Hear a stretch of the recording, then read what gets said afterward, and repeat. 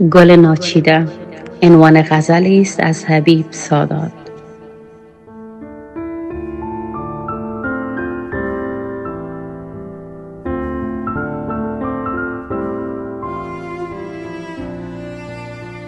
غمی که سوخته دنیایم از شرار تو بود،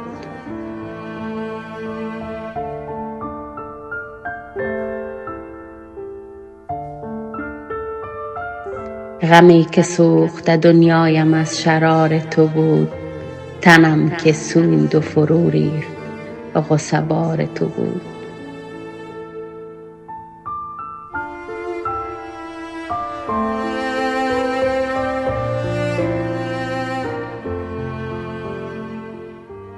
به سنگ فاصله گر میزنی به شیشه دل،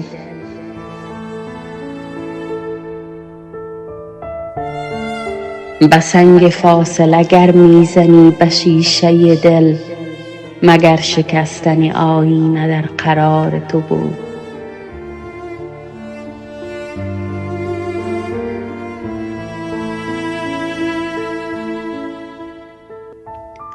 ولی چه دیر شد این نکته را که دانستم، ولی چه دیر شد این نکته را که دانستم. شکستن من و ویرانیم وقار تو بود.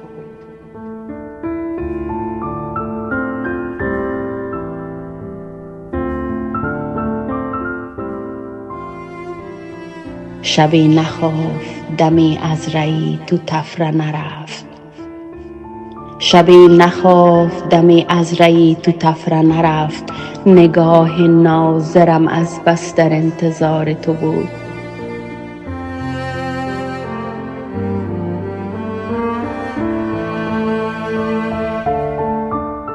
بسی بهار پر از گلبن و شکوفه دمید،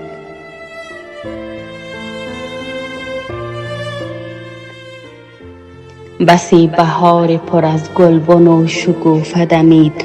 گلی که دیدم و ناچیدم از بهار تو بود.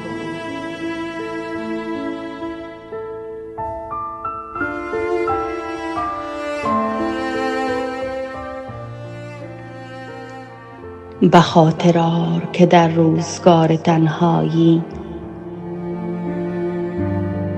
به خاطر آر که در روزگار تنهایی، که در کنار تو بود و که سازگار تو بود.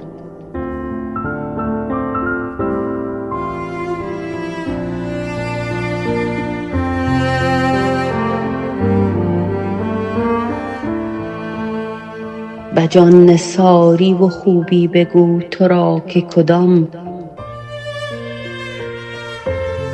به جان نثاری و خوبی بگو تو را که کدام. میان آن همه خوبان که غمگسار تو بود.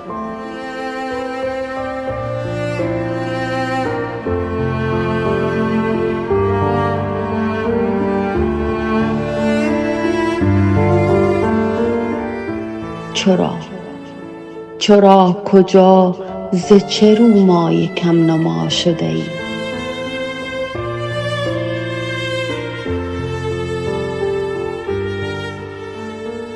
چرا کجا ز چه رو ماه کم نما شده ای؟